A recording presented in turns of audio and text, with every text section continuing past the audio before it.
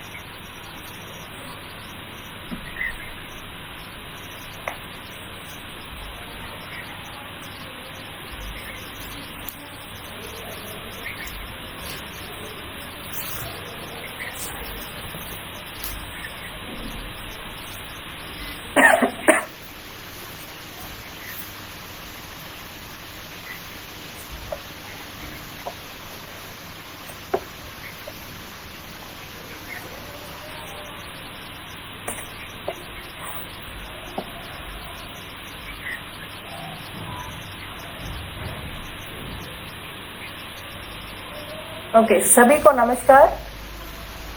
लगभग 28-29 लोग ज्वाइन कर चुके हैं, 30 लोग हो गए। ओके, हम स्टार्ट करते हैं।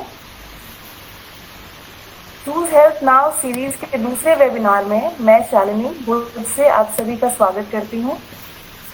ज्वाइन होने वाले सभी लोग कृपया अपने माइक को म्यूट कर दीजिए और वीडियो को ऑफ कर दीजिए। आशा करती हूँ कि पिछले सेशन में जो जानकारी आपको मिली थी उसे आपने अप्लाई करके देखा होगा। आपके अनुभव आप चैट बॉक्स में टाइप कर सकते हैं। जो लोग आज हमारे सेशन को पहली बार ज्वाइन कर रहे हैं उनके लिए मैं पिछली बार के गाइडलाइंस को फिर से दोहरा देती हूँ, तब तक कुछ और लोग भी हमें ज्वाइन कर लेंगे। लास्ट टाइम हमने कुछ बहुत इम्पोर्टेंट बातें सीखी थी, जानी थी। बहुत बिल्कुल ऐसी बातें थी जो कोई भी व्यक्ति अपने घर में बड़ी आसानी से इम्प्लीमेंट कर सकता है ना। तो उसमें से मैंने बहुत कुछ इम्प्लीमेंट किया और उसके मुझे फ़ायदे भी मिले। तो जो मैंने लिखा था लास्ट टाइम, नोट्स बनाए थे, वो पढ़ के आपको एक बार फिर से याद दिलाती हूँ कि क्या क्या हमने सीखा था। तो पहली बात हमने सीखी थी कि धूपन करना है, कि हल्दी, अजवाइन, कपूर, लोबान, गुग्गल, खैर, इन सभी, इनकी लकड़ी और हल्दी, अजवाइन, कपूर, इनका धूपन हमें घर में करना चाहिए। सूर्योदय सूर्यास्त का समय सबसे बढ़िया रहता है ऐसा करने के लिए। तो उम्मीद करती हूँ कि आप लोगों ने भी करा होगा। नहाने के बाद नस्य मतलब 4-4 बूंद तिल का तेल नाक में और कान में डालना है। ध्यान रखने वाली बात यह थी कि पंखे के नीचे नहीं बैठना है और ठंडा पानी नहीं पीना है। योगासन, प्राणायाम, जल नेति क्रिया, ये बहुत ही बढ़िया। अगर आपने किया तो बहुत बढ़िया, और नहीं किया तो आप इसको शुरू करिए। अगली बात, धनिया और जीरे का पानी, ये बहुत बढ़िया। डॉक्टर शेफाली ने हमें बताया था कि लगभग 1 कप पानी में आधा चम्मच धनिया, आधा चम्मच जीरा डाल के उबाल लीजिए। उबालने के बाद जब वो हल्का गर्म रहे तब आप उसे पिए। और ऐसे करने से वो उससे हमें निजात मिलेगी। ये मैंने इम्प्लीमेंट करके देखा और मुझे सच में बहुत आराम मिला है। मुझे लगता है शरीर में थोड़ी फुर्ती रहने लगी है उसकी वजह से। अगली बात थी कि शरीर की मालिश करनी है सुबह में और गुनगुने पानी से नहाना है ना। इससे इम्यूनिटी बढ़ेगी। तो मैंने ये भी इम्प्लीमेंट करके देखा और मुझे पता है कि आप सभी भी जानते हैं कि मालिश करने से हम कितना रिलैक्स हो जाते हैं। तो उम्मीद करते हैं कि आपने भी इम्प्लीमेंट किया। अगली बात थी कि समय से खाना है और समय से सोना है ना। जो दिन रात का जो साइकिल हमें समझाया गया था उसके हिसाब से कम ये 2 बातें तो हमने अच्छे से समझी थी।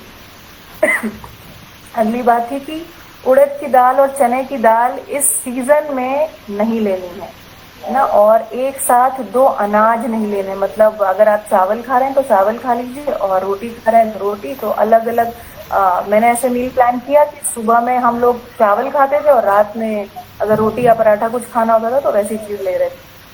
तो काफ़ी बढ़िया रहा। उससे ब्लोटिंग की जो समस्या रहती थी वो काफ़ी, मुझे लगता है कि उसमें हमें आराम हुआ है। और अगली बात थी कि संस्कारित जल दैट इज तुलसी और अजवाइन का पानी उबाल करके लेना है। लगभग 2 लीटर पानी में 2-3 तुलसी की पत्तियां और थोड़ा आधा चम्मच अजवाइन का डाल के उबाल लेना है, और वो सारा दिन वैसा पानी हमें पीते रहना है। तो that was the other thing, है ना। इसके अलावा भी हमने बहुत सारी बातें सीखी थी, बहुत सारी बातें जानी थी, और मैं उम्मीद करती हूँ कि आपने वो सभी भी इम्प्लीमेंट करी होंगी।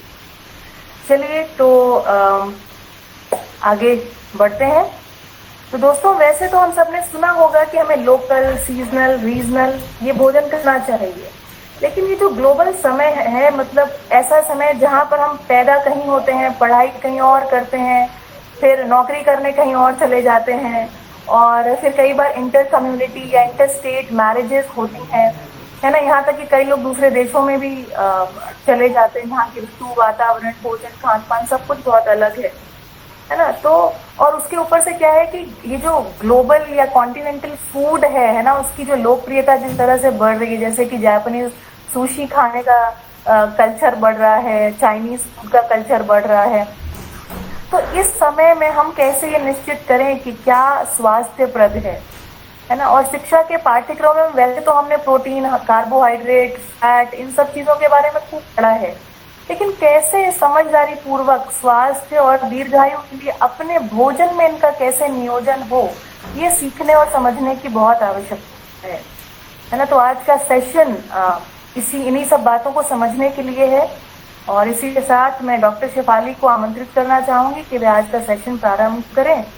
और सभी लोग जो नए ज्वाइन हुए हैं वो ध्यान दें कि अपना माइक जो है वो म्यूट कर लें, वीडियो को ऑफ कर लें, और अगर आपको कोई टेक्निकल प्रॉब्लम हो रही है तो आप कृपा करके चैट बॉक्स में लिख दीजिए वो प्रॉब्लम को। सुरम्या जी उसको हैंडल करेंगी, आपको जवाब देंगी, ताकि आप इस सेशन को बिना किसी बाधा, बिना किसी प्रॉब्लम के ज्वाइन कर सकें, सुन सकें। तो doctor Shefali, over to you. Thank you so much Shalini दीदी। तो इसी के साथ हम शुरू करते हैं। तो सब लोग शेफाली सामने जो टैब है उसको वो कर लें, सुन कर लें, और देख लें, और खुद को म्यूट कर लें।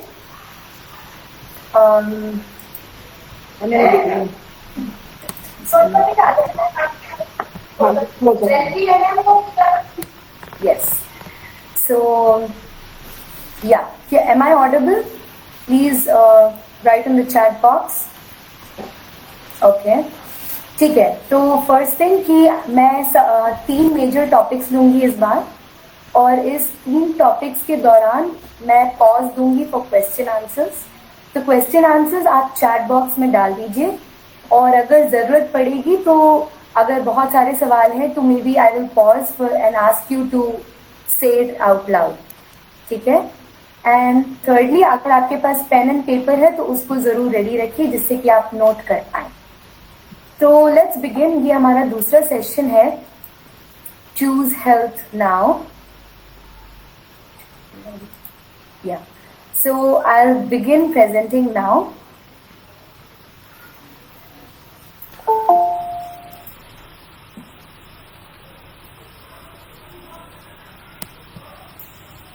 ठीक है,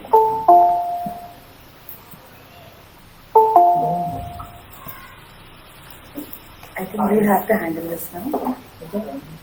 Yeah. So I am presenting with the first slide. तो ये हमारा टॉपिक है different cultures and how do we eat right. और इस पूरे प्रेजेंटेशन को बनाने के लिए मेरे साथ वैद्य सुरम्या और शालिनी दीदी, जिन्होंने मुझे अभी इंट्रोड्यूस किया, हम लोगों ने मिलकर इस पे काम किया। और इस पूरे चीज़ को टेक्निकली हैंडल करने के लिए वंदना सिंगल चाची फ्रॉम बैंगलोर, उन्होंने मुझे हेल्प किया है।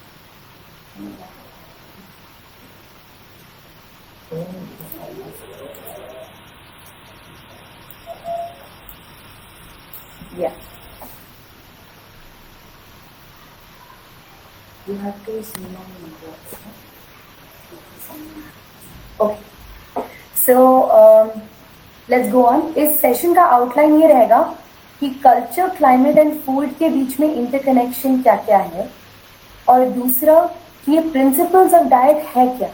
आखिरकार इस ग्लोबल एरा में बहुत सारे लोग अलग अलग जगह रहते हैं, ग्रो अप कहीं और हुए हैं, तो definitely different forms of food को उन्होंने अडॉप्ट किया है, और डिफरेंट क्लाइमेटिक जोन्स में हम लोग पैदा हुए तो हम कहीं और रहते हैं।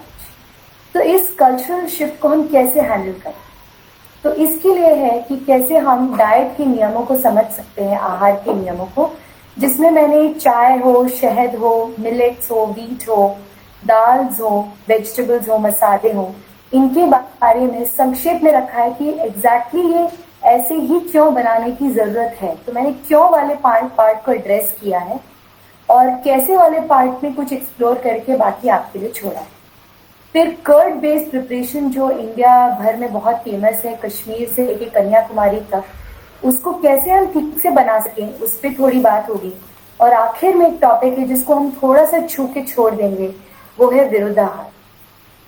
लास्टली हम लोग सेशन को कंक्लूड करेंगे, और जो हमारा थर्ड एंड फाइनल लेक्चर होगा उसको हम एक्सप्लोर करते हुए सेशन को कंप्लीट करेंगे। तो ये पहला है culture, climate and food interconnect.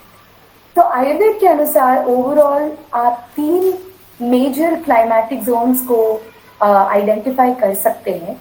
उसमें है हॉट एंड ड्राई, जैसे कि उसमें राजस्थान भी हो सकता है, semi arid and arid region भी हो सकते हैं, जिसमें आंध्रा भी आता है, जिसमें मालवा का पठार भी आता है। वेट एंड हॉट रीजन में केरला जैसी एरियाज आते हैं, कोस्टल एरियाज आते हैं, उड़ीसा आता है, छत्तीसगढ़ के कुछ इलाके आते हैं। एंड उसके अलावा जो तीसरा एरिया है कोल्ड विद मॉडरेट रेनफॉल, जिसमें पंजाब है, ईस्टर्न यूपी है, या फिर बंगाल है। तो अब इस पूरे क्लाइमेटिक जोन्स का हमारे शरीर पे इम्पैक्ट होता है। वो इम्पैक्ट आयुर्वेद ने वात पित्त कफ के आधार पर उसको स्टडी किया, और उसके अनुसार उन्होंने बताया कि किस तरह का फूड लाइफस्टाइल रखने से हम अपने बॉडी को बैलेंस रखते हुए हम अपनी डेली चीजों को कर सकते हैं। तो ये जो खूबी है इसी को मैं एड्रेस करना चाह रही हूँ इस बार के सेशन में, कि वैसे तो हमने देखा है कि डिफरेंट आबो हवा में डिफरेंट पेड़ पौधे उगते हैं, और उसके कारण ही हमारा मेजरली फूड मैटर करता है।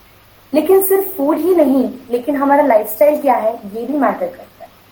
तो रीजनल फूड्स तो हम लोग काफी खाते हैं, है ना। जैसे पंजाब में बहुत सारे पराठे, लस्सी, छोले और राजमा जैसी चीजें खाने को मिलता है।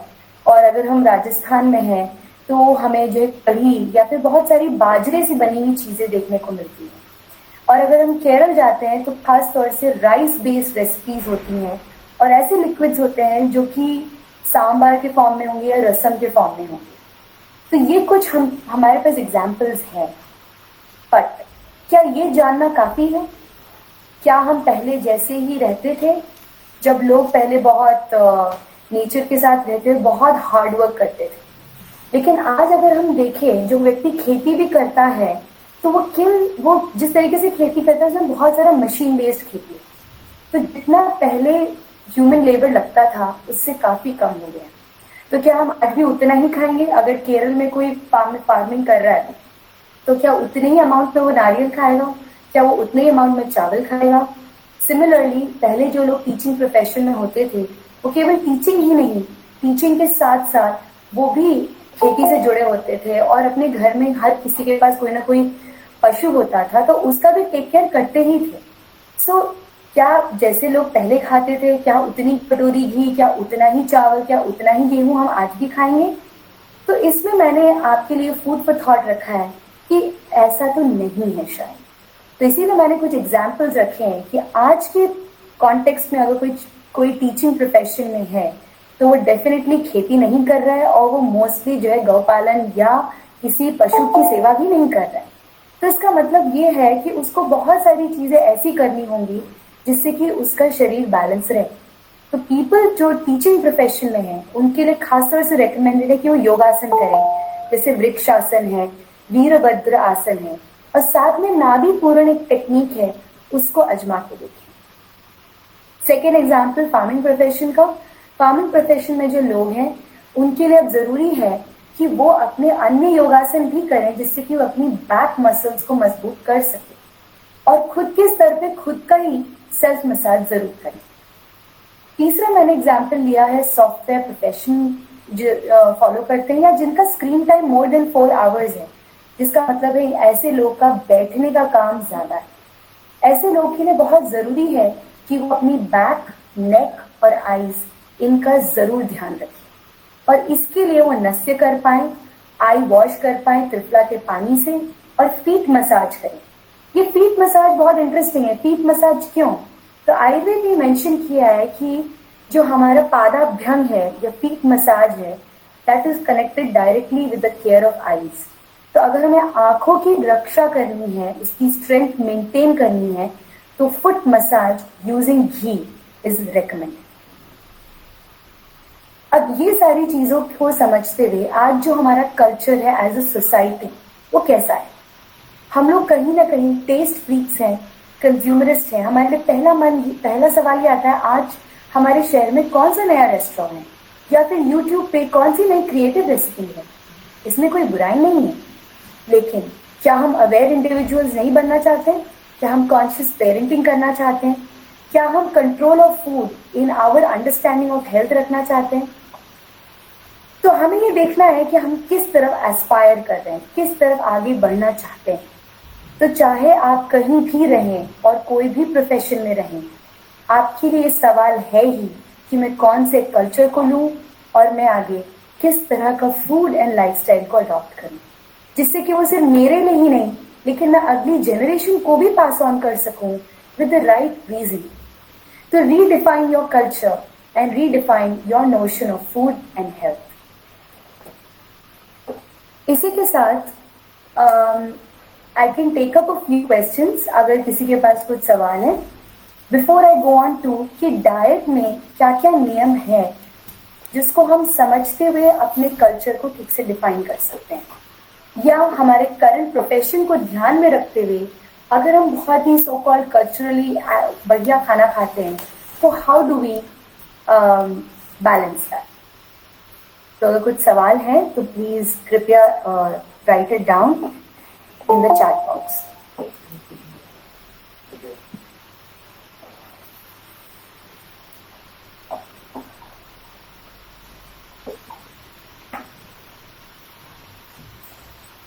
ओके, तो मीनवाइल मैं क्वेश्चंस बाद में लेती हूँ, आप मुझे चैट बॉक्स में लिखते जाइएगा and I will just continue with the presentation. एक सवाल यह है कि how to prepare triphala water and how to wash the eye. तो इसका आंसर ये है कि take half teaspoon of triphala और इस हाफ टी स्पून त्रिफला को आप 1 ग्लास ऑफ वाटर में डालें एंड उसको बॉईल करके रात में कूल करने के लिए छोड़ दीजिए।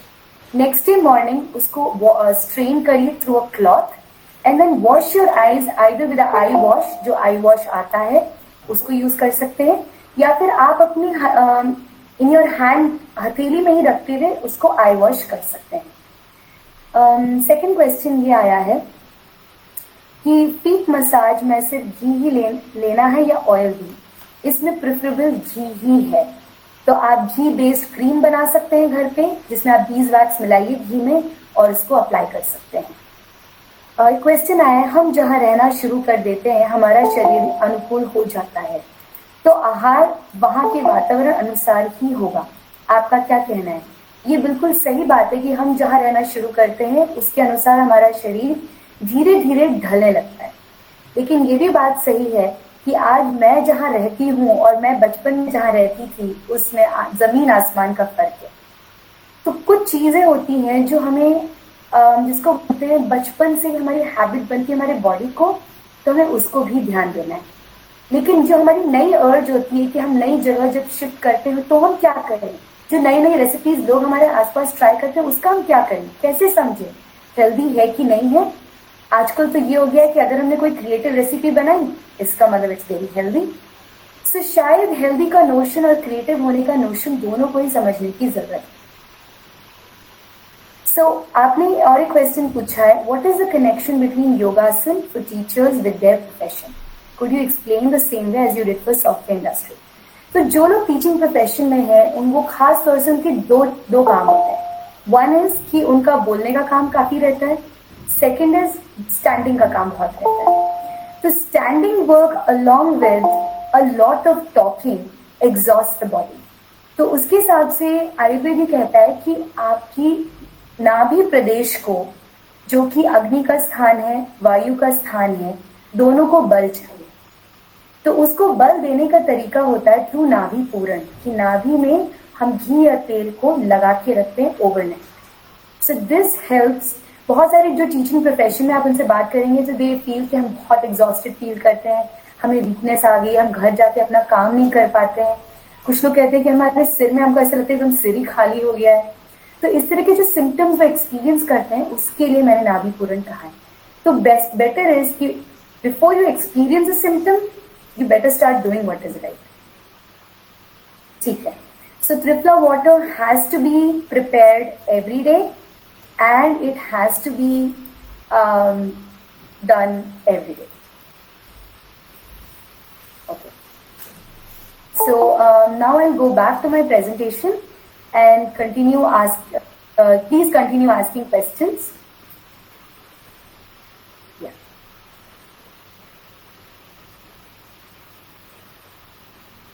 ठीक है. So going back to principles of diet. हमने पिछली बार इस पे काफी डिस्कस किया था कि कैसे सीजन और सीजन के साथ हमारा आहार और आहार के साथ हमारे बॉडी का क्या कनेक्शन है। और इसके बारे में ये भी बात हुई थी कि हमारी बॉडी में जैसे अर्थ रोटेट करती है ऑन टिल्टेड एक्सिस, जिसके कारण हमारे पास 6 सीजन होते हैं, उसका इफेक्ट हमारे बॉडी पे होता ही है। तो इसको प्लीज देखिए एक बार इस चार्ट को। और मानसून पे आइए, तो मैंने लिखा है मानसून पे वाता लिखा है ना। इसका क्या मतलब है? इसका मतलब है कि इस मौसम में हमारे बॉडी में वाता प्रकोप होता है। ये इस मौसम का असर होता है हमारे शरीर पे। जब भी हमारे इस मौसम का हमारे शरीर पे असर है तो हम करें क्या? What do we do to balance it? इस मौसम में बहुत सारा अग्नि इम्बैलेंस होता है। बहुत सारे लोगों को ये एक्सपीरियंस होता है कि बॉडी एक होता है। कभी ये भी लगता है कि कभी भूख लगती है, कभी भूख नहीं लगती है, खाएं कितने बजे। तो ये जो हम एक्सपीरियंस करते हैं इस मौसम में, इसको कैसे टैकल किया जाए, इसको आयुर्वेद में ठीक से समझाए। तो इसके लिए मैं वापस एक न्यू प्रेजेंट कर रही हूँ, विच इज कि हर मौसम में आयुर्वेद ने बताया है कि कौन सा कुकिंग स्टाइल है जो यूजफुल होता है और कौन से फ्लेवर्स प्रिडोमिनेटली हम खाने चाहिए। ठीक है। तो इसमें हम एग्जाम्पल लेंगे रेनी सीजन का। तो जो रेनी सीजन है, रेनी सीजन के टाइम पे वे सपोज टू हैव उस तरह का कुकिंग स्टाइल जो स्टीम और बॉइल्ड हो, जिसमें हम थोड़ा सा घी ऐड कर सकें। और माइंड यू, कहीं भी ये नहीं लिखा है कि फ्राइड फूड खाना चाहिए। ये बहुत क्रूशियल है, क्योंकि रेनी सीजन जब शुरू होती है तो सबका मन करता है कि क्यों ना कुछ पकौड़े हो जाएं। तो भाई ये तो एक्चुअली ये कहा गया था कि मन करे तो 15 दिन में एक बार खाएं। वो डेली रूटीन में नहीं कहा गया है, कहीं भी नहीं लिखा गया है। So this is the key thing. तो बिकॉज हमारे शरीर में वात प्रकोप है और पित्त की शुरुआत हो जाती है, पित्त संचिति का काल है, इट इज रिक्वायर्ड कि हम एक सर्टन कुकिंग स्टाइल को अडॉप्ट करें। Also look at the next season. जो नेक्स्ट सीजन है उसको हम ऑटम कहते हैं और इसको शरद ऋतु भी कहते हैं और इसे अक्टूबर हीट भी कहते हैं। इस मौसम में भी स्टीम एंड बॉइल्ड फूड कहा है along with ghee, and you can have once a week food जो घी में फ्राइड हुआ है। तो ये सारी सटल चीजें जो लिखी गई हैं, इससे आपको हेल्प मिलेगी कि कैसे आप अपना डेली फूड को तय कर सकते हैं। नेक्स्ट, सो रेनी सीजन में किस तरह का हमारा प्लान है, इसको आप बस जनरली इसको लुकआउट कर सकते हैं। तो आप नोट करेंगे कि माय डिनर जो मैंने लिखा है, इट इज बिफोर सनसेट और जस्ट अबाउट इट सनसेट। ठीक है। एंड इफ यू नोट कि 2 बड़े मील्स हैं, लंच एंड डिनर। स्नैक में मैंने हार्डली कुछ लिखा है, and breakfast is also very coming meal. तो ब्रेकफास्ट में मैंने चीजें लिखी हैं, जैसे राग लिखे हैं, किस से बने हुए हो, रागी से बने हो, ज्वार से बने हो, जौ से बने हो। कितना खाना है आप पेट भर के खा सकते हैं, लेकिन इसका मतलब ये नहीं कि इतना खा लें कि लंच खा ही ना पाए। अगर ये ना खाएं तो दूध ले सकते हैं। इसमें मैंने बहुत क्रूशियल पॉइंट लिखा है कि मिल्क को हमें सॉल्ट एंड सावर चीजों के साथ मिक्स नहीं करना है, जिसका रीजन इस बार के मैं सेमिनार में जरूर रखने वाली इस मौसम में फर्मेंटेड चीजें भी अवॉइड करना है। फर्मेंटेड का मतलब वो होता है जिसको हम 6 आवर्स to 10 आवर्स छोड़ देते हैं भीगे रखने के लिए, जिसमें अम्लता प्रकट होती है। चाहे उसमें डोसा हो, इडली हो, या आपके ढोकला हो, anything that is quickening fermentation should be avoided during this season. Next. अब नेक्स्ट मील प्लान जो मैंने रखा है वो है शरद ऋतु का, जिसको हम अक्टूबर हीट भी कहते हैं। तो जो अक्टूबर हीट है ये बेसिकली पित्त प्रकोप काल है, और ये पित्त प्रकोप का मतलब क्या है इसको मैं आगे वाले सेशन में एक्सप्लोर करेंगे। इस बार मैं सिर्फ आपको ये बताने की कोशिश कर रही हूँ कि कैसे सीजन और सीजन का बॉडी पे जो इम्पैक्ट होता है वो बहुत रियल है, और इस रियल इम्पैक्ट को डील करने के लिए आपको एक मील प्लान चाहिए। तो जैसे मैंने शरद ऋतु में लिखा है दूध लेना, केवल दूध, या आप राब ले सकते हैं which is made out of ragi और जौ। ठीक है। सेकंड मैंने एग्जाम्पल लिया है लंच का। तो इसमें मैंने मसूर और मूंग ये दो आपके लिए सबसे ज्यादा रेकमेंड किया है ओवर उड़द दाल। ठीक है, उड़द दाल ऐसी दाल है जो प्रेफरेबली आप विंटर में लेंगे, नॉट ड्यूरिंग दिस सीजन। दूसरा मैंने लिखा है कि इसमें आप राइस ले सकते हैं या रोटी जो कि जौ से बनी हो या गेहूं से बनी हो। सब्जी कौन सी लें? तो सब्जी प्रेफरेबली इस मौसम में गॉर्ड फैमिली का लें। गॉर्ड फैमिली का क्या मतलब है? जैसे लौकी हो गई, तुरई हो गया, टिंडा हो गया, चिचिंडा हो गया, और बिटर गॉर्ड हो गया, करेला। साथ में इसमें कौन से मसाले हम ज्यादा यूज कर सकते हैं? तो धनिया, जीरा। इस पे भी हम आगे चल के बात करेंगे कि आजकल गरम मसाला काफी लोग फ्रिक्वेंटली यूज करने लग गए हैं, जिसका मतलब है कि हर दिन एक मील में तो लोग गरम मसाला डालते हैं या दालचीनी डालते हैं। तो माइंड यू ये चीजें actually are not to be had on a daily basis. ठीक है। नेक्स्ट, स्नैक में क्या है? तो इस बार जो शरद ऋतु में जो आपका फल आने वाला है, लोकल फल, वो सीताफल होगा। तो you can go for that, या फिर राजगिरा जो होता है या रामदाना जिसको कहते हैं, वो बहुत ही पौष्टिक होता है, और उसके आप लड्डू ले सकते हैं या उसमें दूध में मिला के ले सकते हैं। केवल खजूर ले सकते हैं, या हर्बल टीज ले सकते हैं, जैसे कि हाइबिस्किस के फ्लावर्स के टी हो सकता है, अंबाड़ी या गोंगूरा के फूल का हो सकता है। तो ये ऐसे मैंने कुछ एग्जाम्पल्स देख के छोड़ दिया है, रेस्ट आप अपनी क्रिएटिविटी जरूर लगाएं। डिनर में मैंने लिखा है थिंग्स लाइक बीटरूट या कैरेट, उसकी सब्जी बना सकते हैं नारियल ग्रेट करके। और इस समय दाल ऐसी हो जो फ्लोई हो, बहुत गाढ़ी ना लें। रोटी विद घी लें या विद मक्खन। एंड दिस इज द मौसम जो आपको आंवला पिकल जरूर लेना चाहिए। क्यों? क्योंकि आंवला पिकल में वो क्वालिटी है कि आंवला जो है हमारे शरीर में पित्त शमन करता है। And best of all, just have 1 bowl of खीर। ये जो मौसम है शरद ऋतु, ये पित्त शमन का काल है, और इसमें अगर आपने दूध में पकाई हुई खीर हो, चाहे वो आप राइस ले सकते हो, राजगिरा ले सकते हो, या व्हीट ले सकते हो, दलिया ले सकते हो, आप ऐसी कोई भी चीज उसमें डाल के उसका खीर बना सकते हैं। सो ये इस मौसम की कुछ स्पेशलिटीज मैंने रखी है। Going back to the seasonal variation of Tridosh. So if you note, autumn is the next month which is coming up, जिसमें हमारा गणपति वाला जो फेस्टिवल है और दिवाली है ये शुरू हो जाते हैं। इस समय आपको अपने पित्त का ध्यान रखने की जरूरत है। सो ऑफ कोर्स जो पिछली बार मैंने चर्चा किया था कि please eat only when you are hungry, otherwise don't eat. कुछ भी नहीं होगा अगर आपने एक मील नहीं खाया। अगर आप एक डिनर मिस कर देंगे तो कुछ भी नहीं होगा, it will keep you healthy only. तो ये कुछ बहुत इंपॉर्टेंट चीजें हैं कि हमको लगता है हम खाना नहीं खाएंगे तो क्या हो जाएगा, तो ऐसा कुछ भी नहीं होगा। द की थिंग इज कि आपको अपनी जठर आदमी की रक्षा करनी है, और जठर आदमी की रक्षा केवल खाना खाने से नहीं होती है, सही समय पे खाना when you are actually hungry, and also eating right, दोनों चीजें। Now let's move on to chai, shahad, dal, veggies, cereal, spices, tadka style and dahi के बारे में। तो ये सारी चीजें हम कॉमनली बनाते हैं, और इन सारी चीजों के बारे में मैं आप सभी से कुछ शेयर करना चाहती हूँ। तो पहली बात जो चाय है, जो आई थिंक इंडियंस की बहुत ही बड़ी फेवरेट चीज है कि हम उसे काढ़ा जैसा बनाते हैं। इसका मतलब ये है कि पानी लेते हैं, उसमें चाय पत्ती डालते हैं और उसको तुरंत गैस पे रख देते हैं और उसको कढ़ाते रहते हैं, कढ़ाते रहते हैं और कढ़ाते रहते हैं। लेकिन एक्चुअली टी ऐसे बनाई ही नहीं जानी चाहिए। क्यों? क्योंकि चाय का पर्पस इज, जैसे मैंने लिखा है फर्स्ट पॉइंट में, आमपाचन। आमपाचन का मतलब है कि वो आपकी अग्नि की रक्षा करे और शरीर में जो कुछ भी इंडाइजेशन हुआ है सामयिक फॉर सम टाइम, उसको हम तुरंत रिजॉल्व कर सके थ्रू दिस संस्कारित जल। अब इसका इतना महत्वपूर्ण काम वो तभी होगा सक्सेसफुली जब हम उसको ठीक से बनाएंगे। तो इसका नंबर 1 स्टेप ये है कि आप पानी को अकेले या दूध के साथ इन 2:1 प्रपोर्शन बॉईल करें। बॉईल हो जाने के बाद उसमें टी पाउडर डालने के बाद तुरंत उसको ऑफ करना है। इसी को ब्रू टेक्निक बोलते हैं।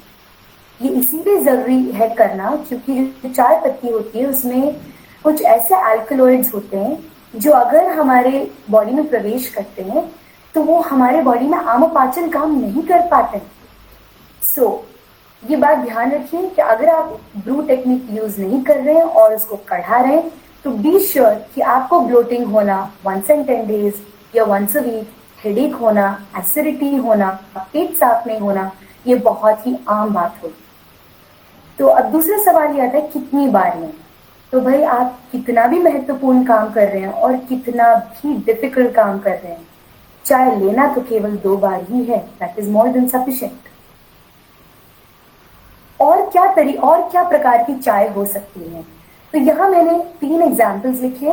पहला है जिंजर या सॉल्ट पाउडर से बॉइल्ड वाटर, जिसमें आपने फ्यू ड्रॉप्स ऑफ लेमन डाले हैं। और ध्यान रखें फ्यू ड्रॉप्स, मैं ये नहीं कह रही हूँ कि एक पूरा नींबू डालें, केवल फ्यू ड्रॉप से ही काम हो जाए। दूसरा इलायची प्लस जिंजर दोनों को बॉईल कर सकते हैं और इसमें फिर फ्यू ड्रॉप्स ऑफ लेमन डाल के उसको कंज्यूम कर सकते हैं। तीसरा कोरिएंडर, जीरा और सौंफ, इन तीनों को एक साथ बॉईल करें एंड देन स्ट्रेन करने के बाद few drops of lemon and इसको ले सकते हैं। ये ध्यान रखें कि हम सभी लोग को अच्छा लगता है कि यार अनरिफाइंड शुगर के बजाय तो जागरी अच्छा है, लेकिन जागरी लेने का मतलब ये नहीं कि हम ओवरडोज कर देंगे हमारी चाय को, क्योंकि बहुत अधिक जागरी या गुड़ को खाने से भी अग्नि मांद्य ही होता है। अब आते हैं शहद के बारे में। आजकल का the most in product, the most in thing to have is honey. तो सवेरे के समय में आजकल मैं सुनती हूँ कि मैं 1 गिलास पानी लेता हूँ या लेती हूँ, उसको गर्म करता हूँ और उसमें मैं नींबू और उसमें मैं 1-2 चम्मच शहद डालता हूँ और इसको पी लेता हूँ, है ना। बहुत हेल्दी चीज है ना। तो मुझे आप सभी से यही कहना है कि हनी जिस तरह का सब्सटेंस है वो बिल्कुल भी हीट को सहन नहीं कर सकता है। If you are adding honey to your tea और हॉट वाटर या केक बनाते समय आप डाल रहे हैं तो बी श्योर आपको हनी की एक भी अच्छी प्रॉपर्टी का लाभ बिल्कुल नहीं होने वाला है। इनफैक्ट रिवर्स, इसकी ये सारी प्रॉपर्टीज डिसइंटीग्रेट हो जाती है और रिजल्ट ये होता है कि honey aids to the amdosh but does not resolve it. तो इसमें बहुत की चीज है कि हम कैसे ले रहे हैं। अगर हमको ये नहीं पता है तो हम जिसको बोलते हैं बहुत अच्छी चीज है इसको जरूर लो, वो भी हमारे लिए अच्छी चीज नहीं, जहर के रूप में साबित होती है। तो quantity is also the key. Honey लेने का मतलब ये नहीं कि दिन भर मैंने 10 चम्मच हनी खा लिया। हनी लेने का मतलब ये होता है कि एक सामान्य आदमी दिन भर में 1-2 चम्मच ले तो बहुत है, उसे अधिक की बिल्कुल भी जरूरत नहीं है, अनलेस कोई आपको वैद्य इंडिकेट कर रहा है कि आपको ज्यादा हनी खाना है। फिर आया दाल के बारे में। तो दाल जो है, काफी लोग कहते हैं दाल खाओ मत, आपकी तो एज बढ़ रही है, कुछ लोग बोलते हैं बहुत दाल खाओ। तो वंस अगेन मुझे यही कहना है कि दाल की क्वांटिटी कितनी है, कैसे बनाई जा रही है और कौन खा रहा है, कितने बजे खा रहा है, इसका मैटर करता है। तो ये बहुत खूबसूरत बात है दाल की कि दाल अगर आप देखेंगे तो उसको उगने में कितना वक्त लगता है। तो दाल को 3 महीने लगते हैं कुछ दालों को। कुछ दाल ही ऐसी जो 1 महीने में रेडी होती है, वो बहुत कम मिलती है हमको। तो जो दाल 3 महीने में तैयार होती है, फिर हम उसको हार्वेस्ट करते हैं और फिर हम उसको प्रोसेस करके अपने घर लाते हैं, क्या लगता है उसको समय लगना चाहिए हमारे बॉडी में पचने के लिए कि वो तुरंत पच जाए? तो नहीं, इट टेक्स टाइम। तो दाल को हमारी बॉडी में ठीक से पचने के लिए उसको ठीक से कुक करने की जरूरत है। तो उसको कुक करने का तरीका ये है कि you cook it over low flame, और ठीक से कुक होने के बाद बहुत जरूरी कि आप उसमें घी डालें और स्पाइस डालें। स्पाइस का मतलब लाल मिर्च नहीं है, स्पाइस का मतलब है धनिया, जीरा, राई, इनको मैं स्पाइसेस कह रही हूँ। और जब आप इस प्रकार से इसको कुक करते हैं तभी वो आपकी बॉडी का स्टैमिना बढ़ाता है, बल बढ़ाता है। तो जनरली तो इसमें ये भी बात सही है कि पहले या आयुर्वेद रेकमेंड करता है कि सारी पल्सेस को हार्वेस्ट करने के बाद 1 साल उसको स्टोर करके ही कंज्यूम करना है। तो इसके नियम ये ऐसा क्यों है उसकी डिटेल को हम बाद में कभी एक्सप्लोर करेंगे। फिर मूंग, मसूर और मोठ, ये तीनों ऐसी दाल्स हैं जो एनी डिजीज कंडीशन में यूज हो सकता है। और किसी भी आदमी को किसी भी मानव को मैक्सिमम कितना खाना है, तो 2 katori per day is sufficient. मैं please mind you, I am talking about adult, मैं अभी बच्चों की बात नहीं कर रही हूँ। For adult it's healthy to have 2 katori of dal. About sprouts, तो स्प्राउट्स भी आजकल काफी इन चीज हो गई है, लेकिन वंस अगेन ये काफी डिफिकल्ट टू डाइजेस्ट होता है। और जो लोग उसको वीकली खाते हैं या पर डे खाते हैं, तो इफ एनी एसिडिटी या ब्लोटिंग आपको नजर आ रही है, then I think you should stop eating it and consult your wife. Now about vegetables. Now vegetables का बेसिक काम क्या होता है, तो जितनी भी वेजिटेबल्स होती हैं, अगर आप उसको सीजनली खा रहे हैं, रीजनली खा रहे हैं, तो फिर उसका एक बहुत बड़ा काम है, वो है कि प्रॉपर एक्सक्रीशन ऑफ एक्सक्रीटा, जिसका मतलब है कि मल ठीक से तैयार हो और मल ठीक से एक्सक्रीट आउट हो। और ये तब होता है जब हमारी सब्जियां ठीक से वॉश्ड होती हैं, बॉइल्ड या स्टीम या रोस्टेड होती हैं। अगर सब्जी खाने के बाद आपको एसिडिटी हो रही है, और ऐसा आपको हफ्ते में 1 बार होता ही है, आई थिंक आपको अपनी कुकिंग स्टाइल को रिकंसिडर करना चाहिए। आयुर्वेद ये भी कहता है कि ये जो भी सब्जियां हैं are to be avoided during the night and in the rainy season. क्यों? क्योंकि उनके आयुर्वेद के हिसाब से ये वातकारी होते हैं, और rainy season is the time जब वात प्रकोप बॉडी में होता ही है। सो वंस अगेन, अगर आप सैलेड्स के फैन हैं, खूब सैलेड्स खाते हैं, रॉ सैलेड्स खाते हैं, तो once again consider what I am saying. Also vegetables के बारे में आयुर्वेद का कहना है कि आप जब बॉयल, स्टीम या रोस्ट करते हैं, उसके बाद उसमें तड़का जरूर लगाइए घी या तेल का, विद सम स्पाइस। ये ऐसा क्यों? क्योंकि सभी सब्जियों में ऐसी बहुत सारी प्रॉपर्टीज होती हैं जो कुछ एक्सेसिव होती है, हमारी बॉडी को उसकी जरूरत नहीं है। तो जब हम ऐसा किसी स्पाइस से उसको तड़का लगाते हैं, तो हम उसके पूरे प्रॉपर्टीज को मॉडिफाई कर देते हैं। इसका सबसे बढ़िया एग्जाम्पल इज, अरबी जब खाई जाती है तो अरबी को छौंका लगाया जाता है अजवाइन के साथ या लहसुन के साथ। तो ये ऐसा क्यों है? क्योंकि उसमें कुछ ऐसी प्रॉपर्टीज हैं जो हमारे बॉडी में एक्सेसिवनेस क्रिएट करती हैं या अधिकतम बढ़ाती हैं।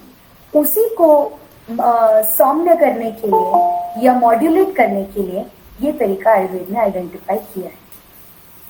Now let's move on to the next, something about serials.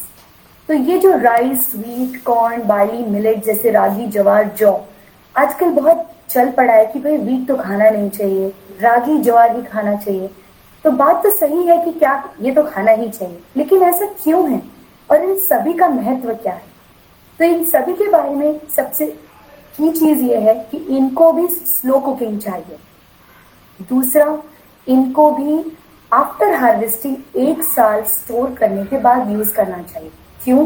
क्योंकि तब ये इजी टू डाइजेस्ट होते हैं और ये ओबेसिटी को नहीं इंड्यूस करते, एसिडिटी को भी नहीं करते, ब्लोटिंग को भी नहीं करते। कई बार अगर आपने नोट किया, आपको आइडिया हो कि आपने जस्ट हार्वेस्टेड राइस खाया है, तो काफी लोग बोलते हैं हाँ बहुत भारी लग रहा है, बहुत नींद आ रही है। तो ये सारे कुछ सिम्टम्स हैं जो आयुर्वेद ने ऑब्जर्व किए हैं और फाइंड आउट किया कि हर एक की properties over a time period change भी होती है। यहाँ पे मैंने कुछ प्रॉपर्टीज लिखी है व्हीट, राइस, जौ के बारे में, रागी, जवार, बाजरा तीनों के बारे में, कोदो और भगर के बारे में। तो I just give you a viewpoint. For example ragi, jowar और बाजरा के बारे में, ये हैवी टू डाइजेस्ट होते हैं. ये कॉमन नोशन है कि नहीं बहुत लाइट है, लेकिन ऐसा नहीं. These are heavy to digest, लेकिन इसके साथ में ये कॉन्स्टिपेशन भी इंड्यूस करते हैं. तो ऐसे सिचुएशन में ये कहाँ हेल्पफुल होते हैं और कैसे लेते हैं? तो इसको बेस्ट तरीका ये होता है कि आप इसको संस्कारित करें घी या तेल से, जिससे कि इस कॉन्स्टिपेटिंग प्रॉपर्टी है इसको आप ओवरकम कर पाए. और इसके साथ में it is extremely useful for people who are obese and diabetic. पोदो and bhagar, I don't know आपने नाम सुना है कि नहीं. पोदो का आजकल फैशनेबल नाम ये है कोडो, और भगर का I think it is finger millets, I am not sure. आप इसको गूगल करके देख सकते हैं. ये दोनों ही बहुत ही इजी टू डाइजेस्ट होते हैं. इसको काफी लोग उपवास में खाते हैं. And this also can should be cooked with ghee and तेल. हैव अ लुक एट जौ. जौ जो होता है ये सारे धातुज या जितने हमारे टिश्यूज होते हैं बॉडी के, सबको स्ट्रेंथन करते हैं. ऑल्सो इसमें कूलिंग प्रॉपर्टी होती है, जिसके कारण इसको समर में लिया जा सकता है. एंड वेरी इंटरेस्टिंग थिंग कि ये आपकी अग्नि को वर्धन करता है, अग्नि की रक्षा करता है. ऑल्सो अगर आप कभी भी फीवर है, हेडेक्स है, आप अनवेल हैं, तो आप जौ से बनाई हुई चीजों को खा सकते हैं. राइस एंड व्हीट दोनों में एक कॉमन प्रॉपर्टी है कि दोनों ही सारे टिश्यूज को स्ट्रेंथन करता है. लेकिन फर्क ये है कि राइस को रात में अवॉइड करने की जरूरत है, क्योंकि इसमें एक प्रॉपर्टी है डायूरेटिक होने की, जिसका मतलब मूत्रल होता है या फिर it promotes excess formation of urine. Lastly जो आजकल काफी लोगों का खाना ये जब हम आटा गूंथते हैं या चावल रेडी करते हैं, तो आजकल काफी, आई डोंट नो ये पहले से होता है, लेकिन मैंने नोट किया कि काफी लोग उसमें सॉल्ट और डालते हैं ऑयल.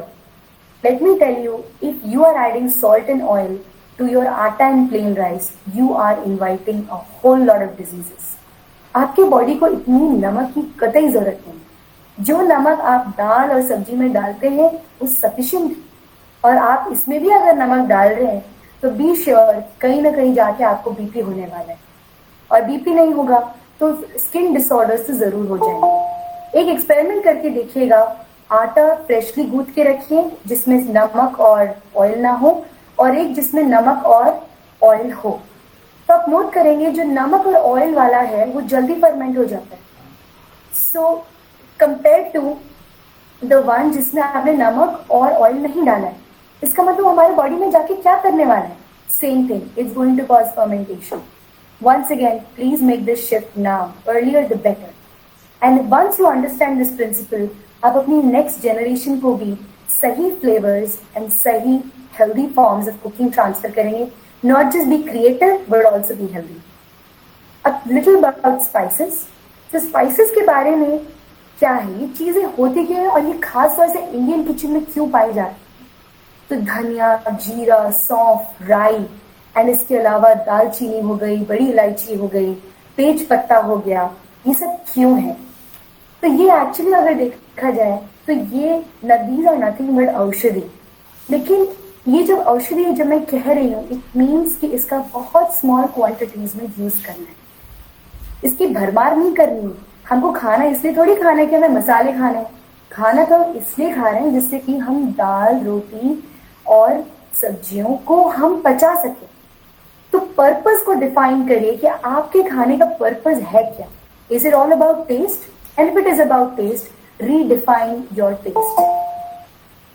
तो ये जितने भी मसाले बताए गए हैं, इसका रोल प्ले इज कि it helps to transform properties of food and assist in improving digestion of food. जिसका मतलब ये है, जैसे मैंने अरबी का एग्जाम्पल लिया, वैसे ही ये सारी जो स्पाइसेस है ये हेल्प करती है कि हमारे फूड की न्यूट्रिशन हमको और इजीली अवेलेबल हो. और इजीली अवेलेबल होने का मतलब है कि ये हमारा बॉडी उसको खट से पचा ले, एसिमिलेट कर ले. इस पे हम और आगे बात करेंगे जब आप कभी मेरे साथ इस पे और बात करना चाहेंगे. आगे मैं इस पे यही आपका ध्यान दिलाना चाहती हूँ कि पैकेज मसाले जो आते हैं एवरेस्ट के, MTR के, NTR के, उसमें टार्टरिक एसिड रहता है, और इसके अलावा भी कई बार नाइट्राइट्स एंड सल्फाइड्स एडेड होते हैं. मैंने ये नोट किया है कि मैंने अगर घर में सांभर का मसाला बनाया और उसको ऐड किया है वर्सेस एवरेस्ट मसाला डाला है, तो वी फाइंड कि एवरेस्ट मसाला का हाफ टी स्पून से काम हो जाए और उसी से पूरे में पूरा खुशबू और तीखापन सब। लेकिन मेरे घर का मसाला जब मैं यूज कर सकती हूँ, हो सकता है मैं 1 टीस्पून यूज करती हूँ, but it is mild, it is soft. तो ये जो शार्पनेस है, जो ये टार्टरिक एसिड प्रोड्यूस करता है, ये ह्यूमन बॉडी के लिए अच्छा नहीं, क्योंकि वो हमारे गट के एंजाइम को का इम्बैलेंस क्रिएट करता है। तो व्हाई नॉट, आप इतना ही एक्सपेरिमेंट कर रहे हैं घर पे खाने को लेके, तो why not make your own masalas. I think this will be a good exercise. Second, जीरा, कोरिएंडर और टर्मरिक या हल्दी, ये 3 चीजें ऐसी हैं जो आप एवरीडे मसाले में यूज कर सकते हैं। लेकिन दालचीनी, तेज पत्ता, बड़ी इलायची और जायफल जैसी चीजें हर रोज खाने की बिल्कुल भी नहीं है। तो mind you, spices are good but can be harmful. Garam masala to be used only seasoning. A little about तड़का।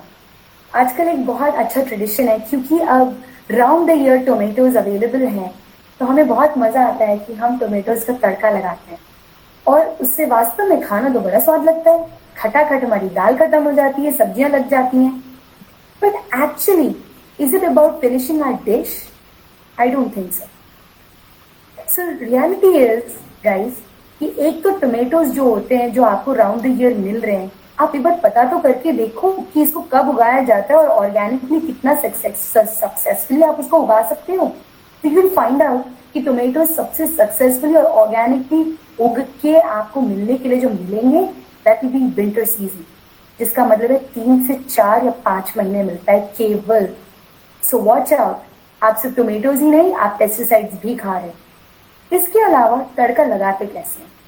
तो आयुर्वेद में लिखा है कि आप जब खट्टी चीजों को ऑयल में फ्राई करते हैं, तो वो जो सब्सटेंस बनता है वो विदाही होता है, या वो इंडाइजेशन, एसिडिटी और अल्सर इंड्यूसिंग होता है। तो अगली बार आपको तड़का लगाना ही है टमाटर के साथ, तो यूज घी। और अगर आप इसको हर रोज लगाते हैं तेल के साथ, तो वॉच आउट कीजिए, हो सकता है आपको अपना पेट बहुत भरा भरा लगता हो। कभी आपको लगता है मेरे गले में जलन हो रही है, कभी आपका हो सकता है बार बार गला खराब होता हो, बार बार साइनस की प्रॉब्लम होती है। वॉच आउट, क्योंकि यही चीजें जब बार बार रोज होती हैं, तभी जाके डायबिटीज होता है, तभी जाके ब्लड प्रेशर होती है। कोई भी डिजीज एक दिन में नहीं होती, ठीक है। दूसरा चीज, आपको टोमेटोज अगर खाने ही है, why not steam and boil with the remaining sabzi. हाँ, इसमें आपको अपना फ्लेवर तो सुधारना ही पड़ेगा, लेकिन इससे आपकी बॉडी जरूर सुधर जाएगी। So change your style of tadka and notice the change in your body. टमाटर के अलावा आपके पास और क्या ऑप्शंस हैं? यूट्यूब ने आज हमको ग्लोबली कनेक्ट किया है और आज हमको ग्लोबल मार्केट ने भी चीजों से कनेक्ट किया है, लेकिन शायद हम भूल जा रहे हैं कि हमारे इंडियन सबकॉन्टिनेंट में भी बहुत सारी खट्टी करने की चीजें हैं। फॉर एग्जाम्पल कोकम। कोकम एक ऐसी चीज है जो कोंकण एरिया में सबसे ज्यादा इसके पेड़ उगते हैं, एंड इट्स अ खट्टा, इट्स अ माइल्ड खट्टा, but it's very nice, much better over tomato. Why not use amla? आंवला हम as a healthy food, super food तो बात करते हैं, क्यों नहीं खाने में खट्टा करने की ट्राई आउट करें इसको। हाँ, फ्लेवर तो डिफरेंट होगा ही, क्योंकि ये टोमेटो नहीं है, लेकिन खट्टा तो जरूर करेगा। अमचूर ट्रेडिशनली काफी लोग यूज करते हैं, लेकिन आजकल मैं नोट कर रही हूँ वो भी काफी कम हो गया है, क्योंकि कौन लाए अमचूर, ये भी अपने आप की समस्या तो है ही। लेकिन ध्यान रखिए, सारी खट्टी करने वाली जो चीजें हैं, ये एडिटिव्स हैं, ये आपका मेन खाना नहीं है। तो वंस अगेन डिफाइन करिए, आपका मेन खाना है क्या चीज? खट्टापन खाना खाने की चीज है या फिर न्यूट्रिशन खाने की चीज? Before I go on to curd and curd preparation, from Kanyakumari to Kashmir, वो सभी लोग दही खाते हैं, दही की अनेक प्रिपरेशन बनाते हैं, चाहे हम उसको कढ़ी बोले या चाहे हम उसको मोर बोले और कुछ भी नाम दें। तो जनरल नोशन जो हमको साइंस पढ़ाती है, मॉडर्न साइंस, वो ये कहती है कि अगर आपको एसिडिटी हो रही है, it is the best thing to have. अगर आपको बहुत गर्मी लग रही है तो हैव इट। अगर आपको कोई भी डिजीज कंडीशन है तो जरूर खाएं। क्यों? क्योंकि ये तो प्रोबायोटिक। इसमें आयुर्वेद को कुछ और ही कहना है, और उसको क्या कहना है, इसको ये आप जांच सकते हैं। तो आयुर्वेद का ये कहना है कि कर्ड का इनटेक अगर कोई डेली बेसिस पे करता है तो it is going to land up in inflammation, या शरीर में अनेक प्रकार के सूजन होना, स्किन डिसऑर्डर होना, खुजलियां होना, हेडेक्स होना। हर्पिस अगर किसी को होती है तो हर्पिस के जो सारे सिम्टम्स है उसको वो और अधिक फ्लेयर अप करता है। अगर किसी को डायबिटीज है तो डायबिटीज के सिम्टम्स को वो और इंक्रीज करता है। अगर कोई ओबीस है तो ओबीसिटी कतई भी घटाने नहीं वाला है। और अगर आपको वायरल फीवर है और आप दही खा रहे हैं बड़े शौक से, तो mind you it's not going to help you. अगली बार वही फीवर आएगा with higher levels of temperature. साथ में आयुर्वेद ने ये भी रेकमेंड किया है कि it is to be had during winter time. और बसंत ऋतु, वर्षा ऋतु एंड शरद ऋतु, which means rainy season, spring and autumn, autumn is the spring which is coming up, Diwali वाला सीजन, इसमें इसको कंप्लीटली अवॉइड करने की जरूरत है। क्यों? क्योंकि ये पित्त प्रकोपक है और कफ प्रकोपक है। बड़ी इंटरेस्टिंग बात है, इसमें ये भी बताया कि दही अकेले नहीं खाया जाता है। अगर खाना ही है तो मूंग दाल के संग खाइए या हनी के संग खाइए, मतलब लिटरली उसमें हनी आपको मिलाना है और खाना है, या अनरिफाइंड शुगर का यूज करें या आंवला पाउडर का यूज करें। तो ये बहुत ही इंटरेस्टिंग चीज है कर्ड के बारे में कि कर्ड अगर लेना है तो यही कुछ तरीके बताए हैं। It is not a super food unlike how modern science recommends it. तो सवाल यह है कढ़ी बनाई कैसे जाए? अब कर्ड तो सभी खा ही रहे और कढ़ी बना ही रहे, तो क्या हम कढ़ी ठीक तरीके से बना सकते हैं? यस। तो कढ़ी एक्चुअली बनती कैसे है? बटर मिल्क के थ्रू, नॉट कर्ड। और बटर मिल्क होता क्या है? ये डाइल्यूटेड कर्ड तो कतई नहीं है। इट डजंट मीन कि आपने उसमें दही लिया, 6 गुना पानी डाला, उसको बस चम्मच से चला दिया और डाल दिया और कढ़ी रेडी है। नहीं, इट मीन्स बटर मिल्क का मतलब ये होता है कि आपने 6 गुने पानी में उसको मिक्स किया, उसको चर्न किया फॉर 25 मिनट्स। कब तक? जब तक आप उसका क्रीम ना उसको निकाल दें। एक बार उसका क्रीम सेपरेट आउट होता है तब आप उसे फिल्टर करते हैं और ये जो लिक्विड है इसका नाम है बटर मिल्क। तो कढ़ी बनाएं तो बटर मिल्क से रेडी करें, न कि कर्ड से, क्योंकि वही कर्ड जो जिसकी प्रॉपर्टीज इंफ्लेमेटिंग है, डायबिटीज को इंड्यूस करने वाली है, आप वही प्रॉब्लम्स बारंबार फिर फेस करेंगे। So now I'll take a break before I go on to the third topic, which is Viruddhar incompatible food, and would like to take some questions.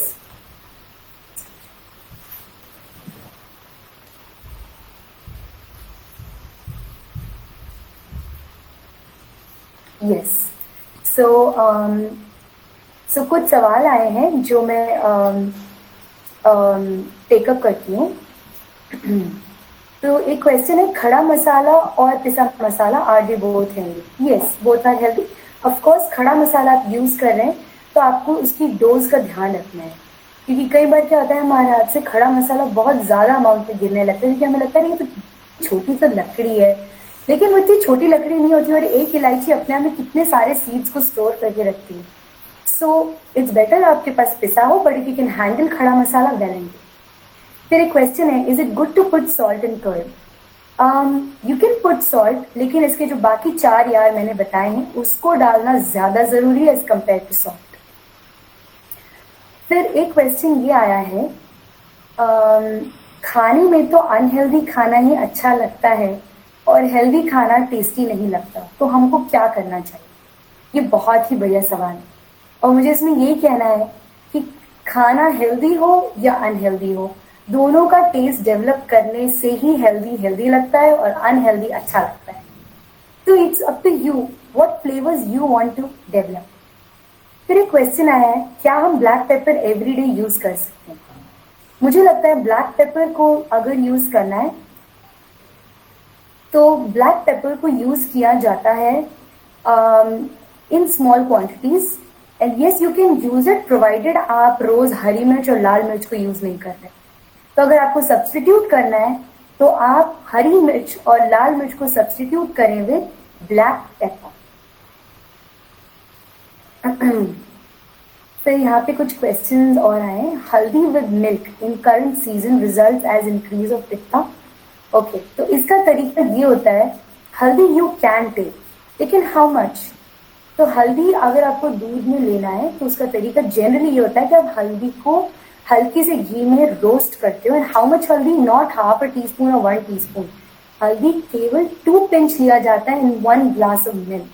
ठीक है, आप 2 pinch in roasted in ghee and then add in your. ठीक है. Is the combination of banana and milk good for health? Very good question. मैं इसी को आगे चल के एड्रेस करने वाली थी. So the answer is no. Milk does not go with banana or pineapple or any citrus fruit or papaya. ठीक है.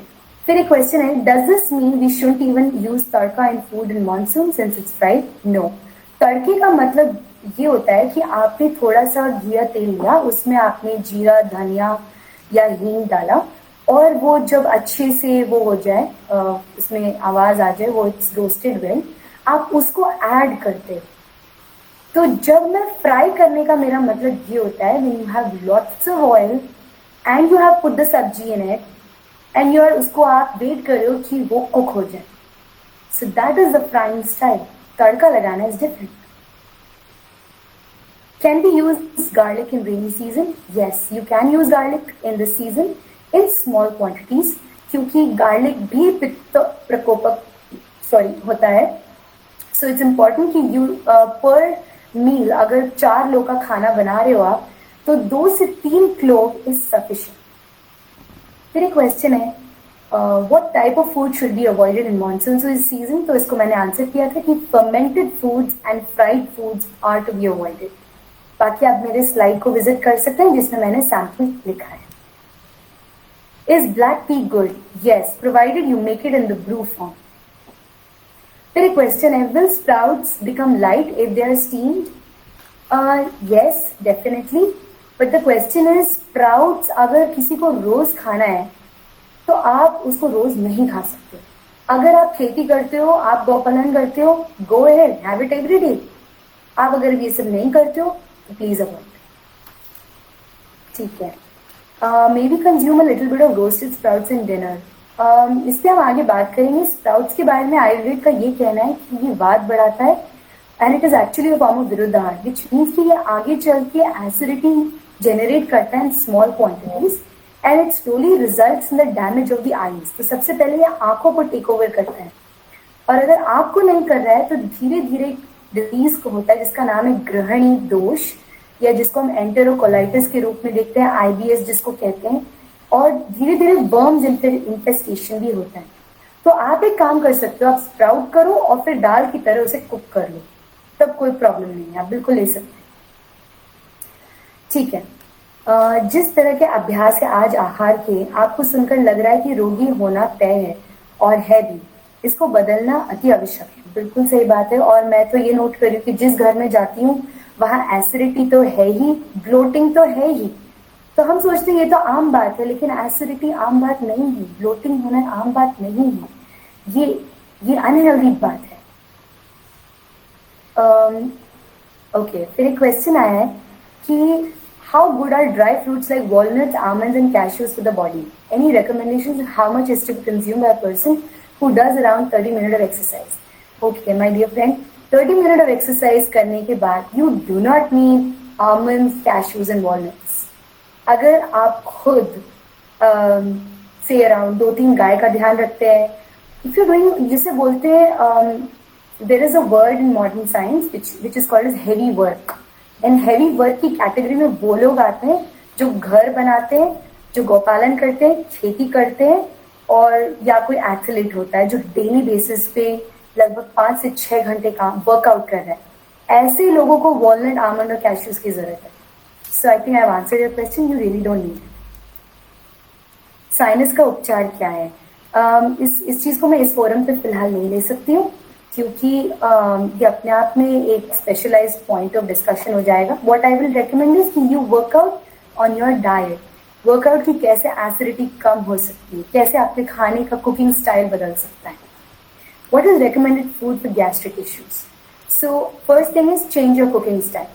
Go on to boiled and steamed version of cooking your food, and then don't fry your food for God's sake.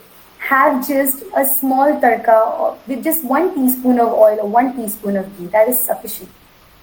Sprouts increase my hunger. How it is difficult to digest. So या सो ठीक है, आप कह रहे हैं कि आपको sprouts खाने से आपको बहुत अच्छा लग रहा है, आपकी भूख बढ़ रही है. सो इसमें आई थॉट कि खाना खाने के बाद आपकी हंगर सफाइस होनी चाहिए. You should feel satiated.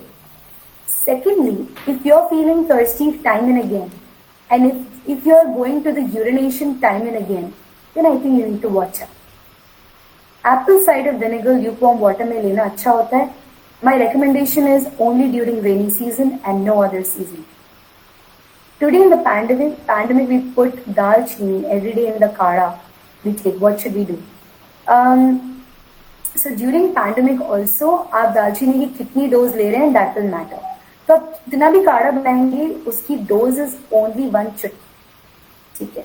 Lastly, monsoon में बटर मिल्क लेना चाहिए या नहीं? सो बटर मिल्क अगर लेना है then have it with a tadka in it. तो जैसे बोलते हैं कि घी या तेल लीजिए, उसमें कड़ी पत्ता डालिए, जीरा डालिए और उसको तड़का लगा के फिर लीजिए, जिससे कि उसमें जो वातनाशक प्रॉपर्टी है वो डेवलप हो जाए. मैं सालों से अंकुरित खा रहा हूँ दोनों समय, कभी एसिडिटी नहीं हुई. भूख से ही खाना होता है. ठीक है. So maybe you are doing hard work. If you are doing hard work, good for you. But क्या मैं ये सबके लिए रेकमेंड कर सकती हूँ? Definitely no. ठीक है.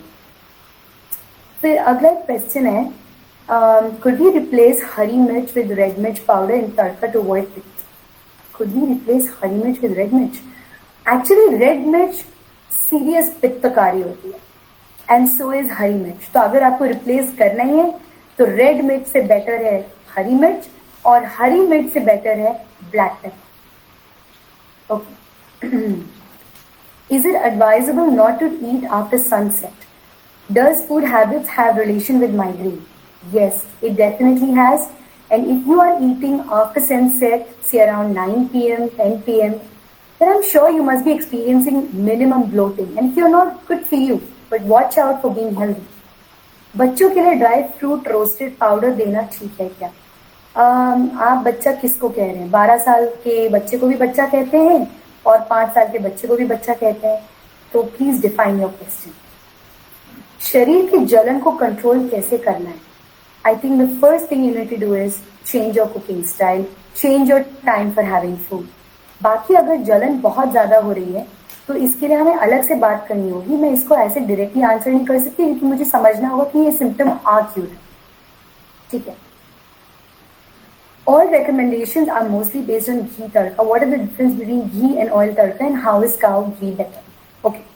So yes, तो मैंने घी तड़का इसलिए रेकमेंड किया क्योंकि अभी हम जिस सीजन को देख रहे हैं वो रेनी सीजन है और उसके बाद वाला जो है वो शरद ऋतु है. और दोनों सीजन्स में वात और पित्त की संचिति होती है और दोनों को हैंडल करने के लिए घी हैंडल्स वेल. अगर आप घी और तेल नहीं यूज करना चाहते मत यूज करिए, कुछ भी मत यूज करिए. Just have your boiled and steamed food, कोई प्रॉब्लम नहीं है. ठीक है. तो तेल की usefulness is primarily in the vata shaman, जिसका एक्चुअली काम आता है in the remaining season which are winter season and basant season. ठीक है. सो हाँ, एक क्वेश्चन और मैं ले लेती हूँ. Is it good to have rice water for digestion on daily basis? Yes, you can have rice water on daily basis, especially in this season. It's quite recommendable. ठीक है. If we want to have haldi milk in the night, do we need to roast haldi? My first recommendation is please do not have milk in the night. Actually, recommendation for milk was at sunset, which is at 7 p.m. or 6 p.m. It's not 10 p.m. in the night. Okay. So the best thing is you quit having your dinner and just have milk. Tab it will be fine, because if you're going to have milk every day in the night, you're going to land up with a lot of gases, bloating, acidity, and कोई भी कारण के बिना ही you will have constipation. Which oil is good for cooking? तो फिलहाल तो मैं यही कहूंगी कोई भी unrefined oil आपके लिए अच्छा है. ठीक है. क्योंकि अनरिफाइंड ऑयल जिस तरीके से बनाया जाता है वो सिवियर डैमेज टू किडनी करता है. सो मेरा पहला रिकमेंडेशन यही है, go for unrefined oils. Okay, so हमारा टाइम अप हो चुका है वैसे. So one way could be कि maybe I just end the session right now. What do people want, क्योंकि काफी लोग जा भी चुके हैं. Can you please continue. Okay okay, ठीक है. So I just yeah, so my next presentation is about 5 minutes. So I'll take 5 minutes to finish it. Okay. So कुछ questions मैंने छोड़ दिए हैं. So उसको हम बाद में answer कर लेंगे after the session gets over. So I'll begin presenting.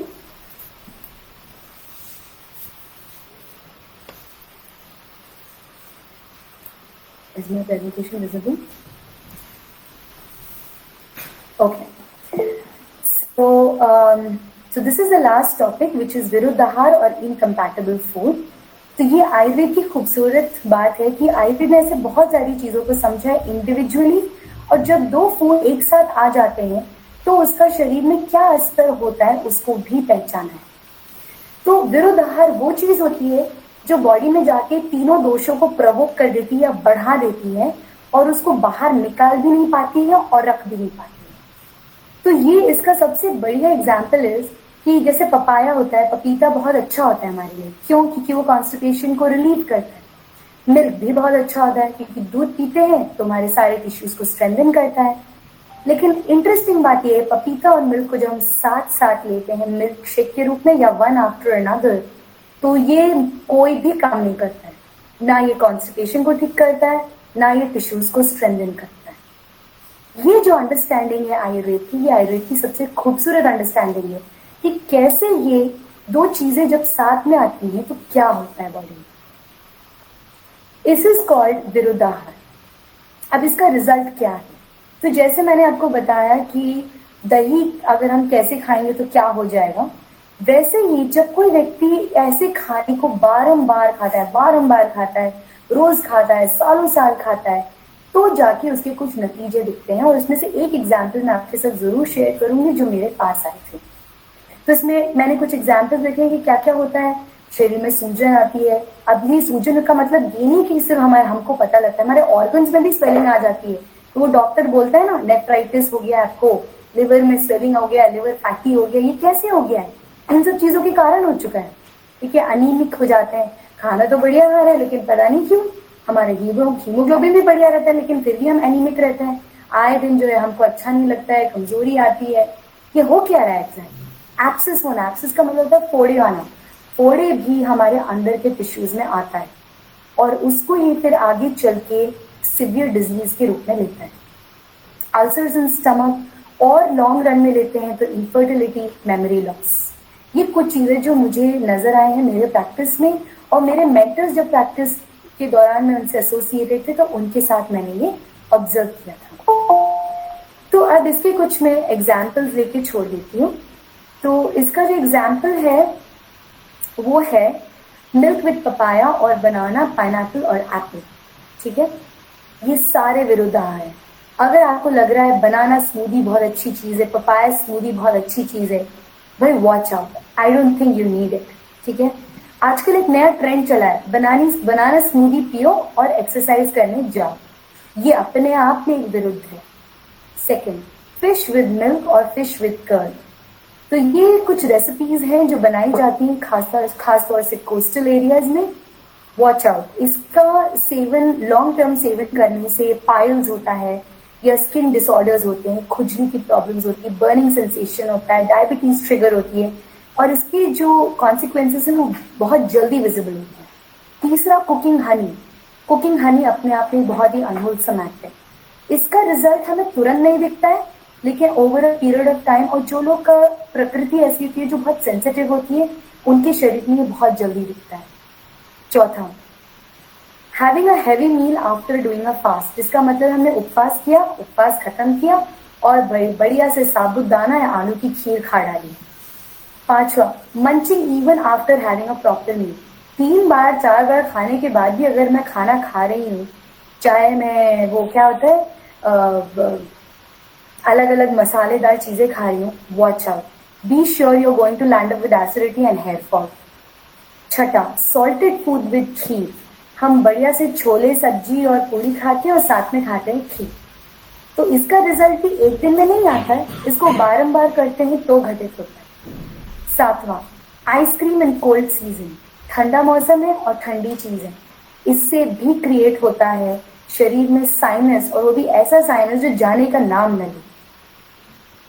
फिर ये बहुत ही इंटरेस्टिंग है, आजकल लोग जो है जिमिंग करने जाते हैं in an air condition room, ठीक है। Watch out, this is a severe viruddh, this will definitely land you in sweating disorders, कि कुछ लोगों को बहुत सिवियर पसीना आता है या पसीना आता ही नहीं है। और कुछ लोग क्या करते हैं, बहुत अच्छे से खाना खाने के बाद वेट लिफ्टिंग करते हैं, स्विमिंग करते हैं, जिमिंग करते हैं, रनिंग करते हैं। ये कुछ मैंने कॉमन एग्जाम्पल्स लिए हैं विरुद्ध आहार, विरुद्ध विहार दोनों के।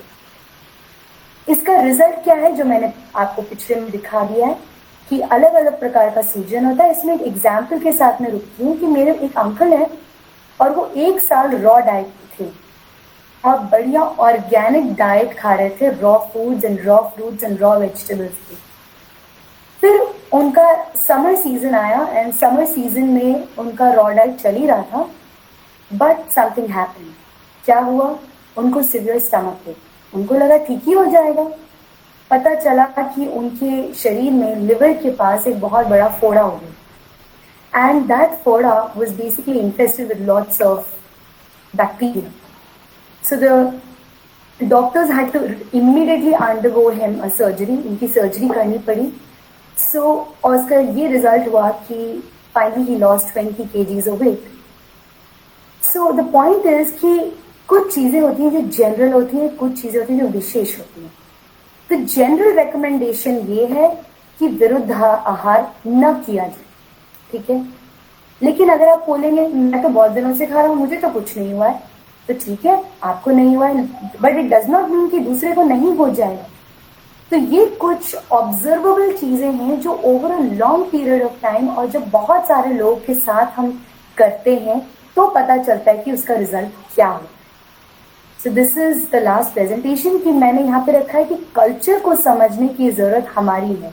अगर हमें नया कल्चर सेट करना है जिसको हम ग्लोबल नाम दें, यूनिवर्सल नाम दें, तो हमारी जरूरत है कि हम fundamental principles of diet and lifestyle को समझें।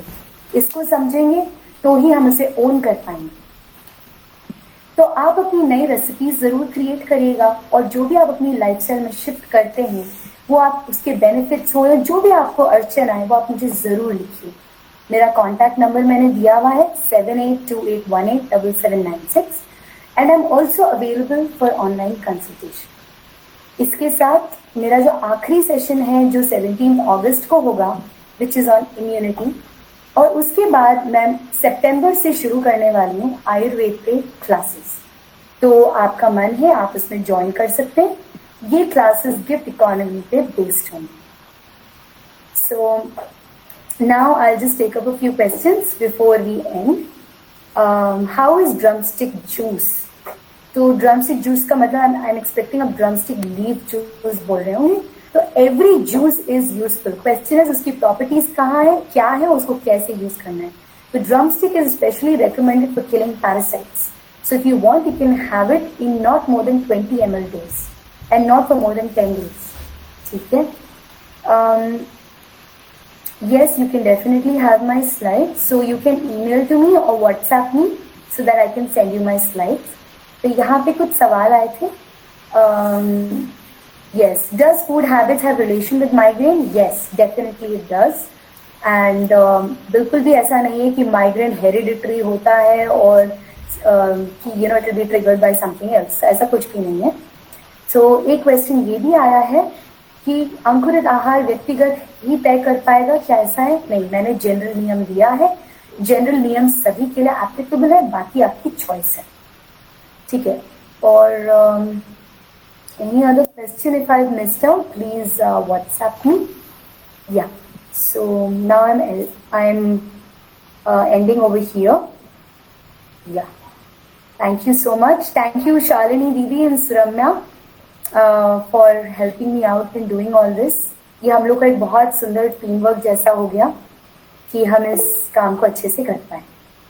Thank you. या तो डॉक्टर शेफाली, आई थिंक मैं एक बार फिर से थोड़ा सा जो मैंने नोट्स लिए हैं वो सभी के साथ शेयर कर दूं एज पीपल आर लीविंग. तो स्क्रीन टाइम जिन लोगों का भी 4 आवर्स से ज्यादा का है, जो कि अभी इस लॉकडाउन के टाइम पे हम सभी का है, खासतौर से बच्चे जो ऑनलाइन पढ़ाई कर रहे हैं, तो उनके लिए बहुत जरूरी है कि वो त्रिफला पानी से, त्रिफला वाटर से अपनी आंखों को धोएं, पैरों और तलवों की मालिश करें अच्छे से, क्योंकि जैसे आपने बताया कि पैरों की जो मालिश है, जो पैरों की हमने ख्याल रखा तो that is directly proportional to हमारी आंखों की जो हम केयर कर रहे हैं, है ना. तो पैरों और तलवों की मालिश जरूर करें. और वैसे भी आपने पिछली बार बताया था कि मालिश करना बहुत बढ़िया है सीजन में. वृक्षासन, वीरभद्रासन, नाभि पूरण, नाभि में तेल डालना, ये जो चीजें हैं, ये अगर आप दिमागी काम करते हैं, आप टीचर हैं, स्टूडेंट हैं, तो उन सभी के लिए अच्छा है और इसलिए हमें करना चाहिए. स्टीम्ड और बॉइल्ड फूड खाने का सीजन है. ऊपर से घी डाल सकते हैं, थोड़ा तड़का ले सकते हैं, लेकिन बहुत अच्छे से फ्राई किया हुआ खाना, ज्यादा तेल मसाले में कुक किया हुआ खाना इस सीजन में और इसके आगे इसके बाद आने वाली ऋतु जो कि शरद ऋतु है, उसमें नहीं खाना है. ये ध्यान रखने की बात है. ध्यान रखें कि बॉडी हीट को बढ़ने से रोकना है अभी भी और आगे आने वाले सीजन में भी. अच्छी बातें मैंने बहुत सारी सीखी आज, जैसे कि चाय बनाने का तरीका. चाय को बिल्कुल उबालना नहीं है, आखिरी में चाय पत्ती डालनी है और गैस बंद कर देनी है. चाय को ब्रू करके पीना है, उबाल के उकाड़ के नहीं पीना है. दाल बनाते समय ध्यान रखना है, जैसे एक दाल को खेत में पकने में 3 से 8 महीने का समय लगता है, वैसे ही दाल को धीमी आंच में, धीमी ताप में पकाना है. हो सके तो प्रेशर कुकर का इस्तेमाल ना करें, हो सके तो मिट्टी की हांडी का इस्तेमाल करें, स्वादिष्ट भी बनेगी. और यस, अगली बहुत इंपॉर्टेंट बात मुझे लगता है कि वो मैं इम्प्लीमेंट करूंगी. मैं कई बार सांबर मसाला बाहर एवरेस्ट का और इन सब चीजों का खरीद के लाती थी, अब मैं घर पर बनाने का ट्राई करूंगी. और यस, टमाटर का तड़का इन जनरल अभी तक हम एक्चुअली सच बात है कि हम सभी तेल में ही तड़का लगाते हैं टमाटर का, तो अभी ध्यान रखेंगे कि इसे हमें घी में लगाना है. दही को जो प्रोबायोटिक मानकर हम सोचते हैं कि पेट को ठंडक देगा, शरीर को ठंडक देगा, वो एक मुझे बहुत बढ़िया समझ में आई बात कि भाई ऐसा बिल्कुल भी नहीं है. वर्षा, शरद और बसंत ऋतु में दही बिल्कुल अवॉइड करना है. ठंड में खा सकते हैं. कढ़ी जो कि बहुत लोकप्रिय है, उसे हमें दही में नहीं बनाना है, छाछ में बनाना है. छाछ मतलब जिसको हमने 6 गुने पानी में मथ करके मक्खन को अलग कर लिया और जो बचा हुआ हमारे पास चीज है, वे अथवा मट्ठा या दही, छाछ, उसमें हमें कढ़ी को बनाना है. तो ये मुझे बहुत ही बढ़िया सारी इन्फॉर्मेशन लगी. और सबसे बढ़िया बात जो ये विरुद्ध आहार के बारे में, मुझे लगता है इससे हम और आगे आने वाले सेशंस में एक्सप्लोर करेंगे. विरुद्ध आहार को समझने की मुझे लगता है बहुत बहुत आवश्यकता है. जब हम क्रिएटिव होने जाते हैं, सोचते हैं कि इसमें ये मिला दें, वो मिला दें और खाना कैसे बहुत टेस्टफुल बन जाए, तो हमें ये समझने की बहुत जरूरत है कि हम कैसे क्रिएटिव हो, है ना. क्रिएटिव होना है लेकिन अंडरस्टैंडिंग के साथ, so that we do not create a mess out of our creativity, है ना. तो एक बहुत इंपॉर्टेंट बात है. So thank you so much, Dr. Shefali, for your time and your valuable input to our understanding. And also I thank everyone for connecting with us, joining us, staying with us here. I invite all of you to join our other sessions. Do join. और हमारा ये जो culture है आयुर्वेद का, भारतीय संस्कृति की जो एक देन है, बहुत सुंदर खूबसूरत देन है आयुर्वेद, इसको जानने समझने का एक बहुत बढ़िया मौका है. आप सभी ज्वाइन करें. Thank you everyone. नमस्कार. Thank you. चलो.